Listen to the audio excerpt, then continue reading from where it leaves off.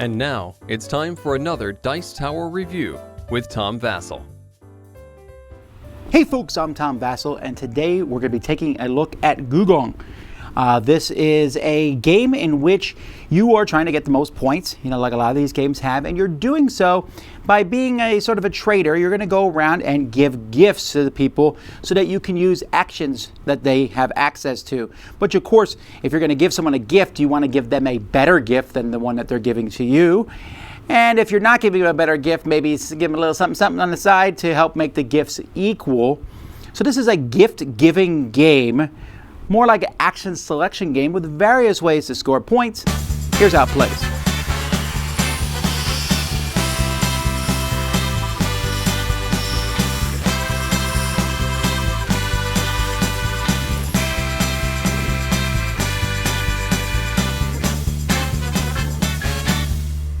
Now in this game, players are going to be using servants a lot. There's a lot of servant cubes that players have, and they'll have some in their supply and some that they can put on the board. And so you're going to want to be able to use these servants, and you're placing some on the board, and sometimes you're spending them to do different actions. Players are going to start with a handful of gift cards. And in each round of the game, and there are 4 rounds of the game up here, players are going to be on your turn using a gift card. You're going to pick one of these 7 locations in the city, and you're going to exchange your gift with the card there. That gift is going to go to your discard pile. When you exchange the card with the gift that's there, if your card is higher, in this case it's a 5 and I exchange it for a 3, you're fine. If it's the same or lower, so let's say I want to take this 7 and I take it with a 3, you get no action unless you get rid of another card from your hand, or if you get rid of 2 servants. If you do those things, you have the ability to take the action on the card and on the spot that you are. Otherwise, you do nothing. So sometimes you'll do it just to get a higher card for future turns. But if your card's higher, you don't need to worry about it. Once you've exchanged the gift, you then take the action of that spot plus the action on the card, if there is any. Note that on this card, there is no action on the card. And so, like I said, there's 7 different spots on the board. They each do various things. We'll start with the Palace of Heavenly Purity. When you take an action on this spot, you'll notice that the card I played here also lets me take the Heavenly Purity action, so I could do it twice. And essentially, I can move my guy here up 1, or I can pay 2 servants to move them up 2, and move 1 on the intrigue track. Now, why is it important to move your person up? First of all, if you get to the top, you're going to get that many victory points at the end of the game. And secondly, if you don't get to the top, you can't win. So you have to get to the top at some point over the course of the game. You can go up here to get Jade. You're going to pay a certain number of servants to get Jade. And so you want to obviously get the cheaper Jade first. At the end of the game, you're going to be able to turn in sets of Jade for a lot of points. For example, 1 gives you 1 point, 5 will give you 15 points. So the more Jade you have, the more points you'll get at the end of the game. You'll notice that this action card here doesn't have a location on it. So sometimes this one here, for example, just gives you a servant cube, which is useful to use for other things. At the top here, you're going to go traveling when you take this action. You'll put your guy on and you'll move him along these paths here. You start anywhere, but after that you move your guy on the board. And you can move him 1 or pay 2 servant actions to move 2. And as you move, you're going to take these different tiles here, which are going to give you bonuses. Like, for example, this one here gives me a servant. This lets me move my intrigue marker 1. This one here is just worth 2 victory points. And then as you take these, you're going to put them on your player board here. And then I can spend these as time goes by to spend 2 of them to get a servant cube, 4 of them to get 2 victory points, or 6 of them to get a Jade. These 2 spots kind of work in tandem. The one spot, this upper one here, you're going to be adding servants to the Great Wall. And so you're going to be putting servants here, and when you get to a certain number, depending on how many players are playing, then the wall is going to score.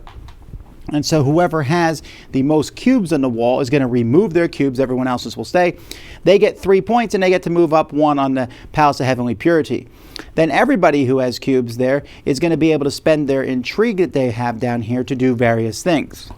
In this spot, you're moving your intrigue up if possible. And also the first person, or when you go there, you get the start player token. So that's kind of a neat thing too. Here you're going to move up on this track and you'll be able to spend your intrigue when the Great Wall scores to get more servants, to change one of the dice at the top of the board, or even possibly get Jade. These tiles are going to be different per game, and you're going to be able to spend servants to place one of your tokens here. And placing a token there is possibly going to give you a special ability. Like for example here in the J track, I can pay one less servant when I go up there. And so you have to also pay an extra one for each other person who's already there. Then there's some over here that are just going to give you points at the end of the game. This one gives you 8 points. This one gives you 2 per Jade with a maximum of 10 points. So going to this spot is useful, especially for end of game scoring. And then finally at the bottom, the action down here is going to allow you to put ships on the board.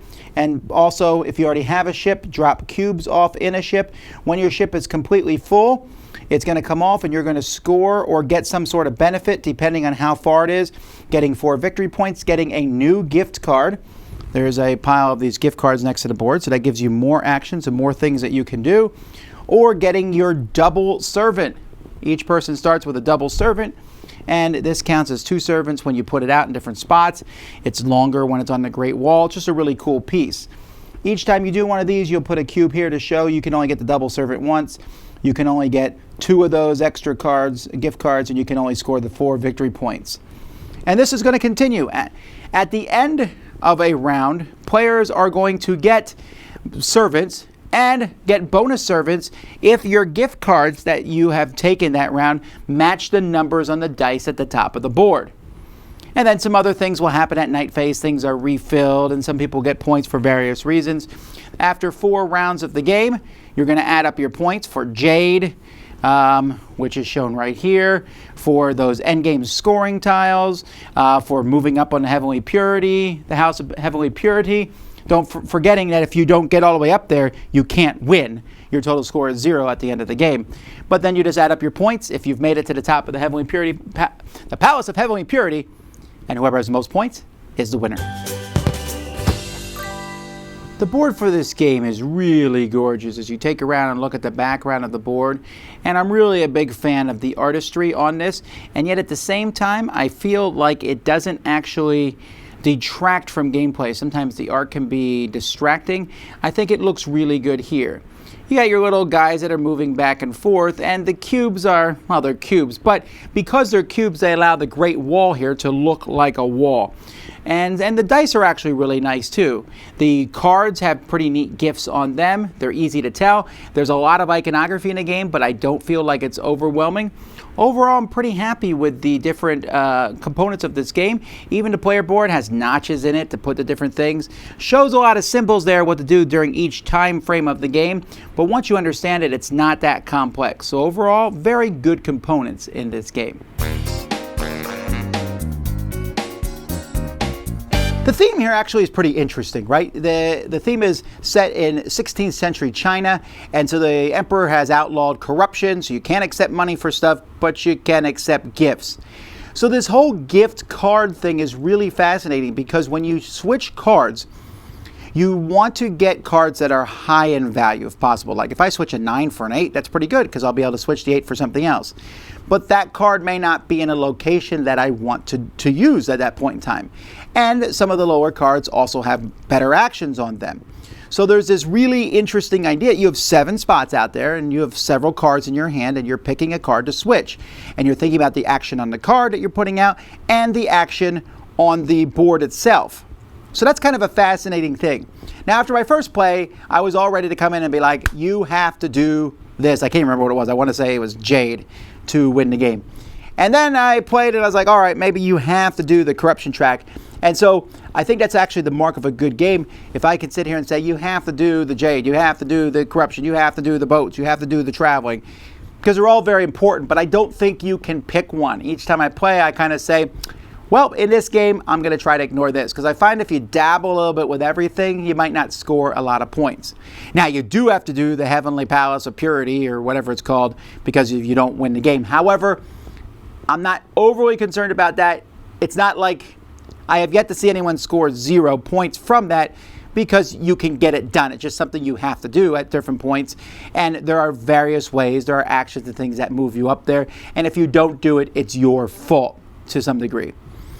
This game, you know, it reminds me a little bit of a Feld game. It's not a Feld game, it's Andreas Steding's game, but just in various things all over the board give you points. It almost reminded me a little bit of Trajan. Trajan used a rondelle to take actions, which lets you go to spots on the board. This gives you the gift cards, which again, you go to various spots on the board. Some of this stuff feels a little clunky. The dice mechanism feels a little I mean, there's ways to change the dice and all, and the dice do give you more servants from round to round, but I don't know. I just wasn't sold on the dice mechanism. Yes, it means maybe you'll take a gift that matches a die, but then someone might change that die anyway. I don't know. But I do like everything else. I like how the end goals, where you can score various end game points, are going to change from game to game. I like to get that double worker. I don't know what it is about that. It just feels neat. It's like, wow, I got a piece that's twice as good as everybody else. And so this game is a thoughtful, well-balanced game. It's not overly long. The box here says 90 minutes. I feel like that's pretty much dead on. There's a lot going on, but you never feel overwhelmed because you're kind of doing a couple things. There's a little bit of player interaction by me going to certain spots, or by you taking the gift I want it, or by you putting a gift out that I now want. But for the most part, you're kind of working on your own stuff. Lots of different varieties of setups based on the actions, the travel tokens that have come out, and deciding when and how to move your boats down the river. Boats will automatically move down a little bit as time goes by too, so you got to try to time your boat to get to the scoring or the double work or whatever it is you want. It's neat. It feels different, which is good, because a lot of these games feel the same. I mean, there's a lot of samey things in the game, but the whole gift-giving things feels like a fresh take on the genre, and I think a lot of people are going to like Gugong. Definitely check it out. Dice Tower Judgment approved.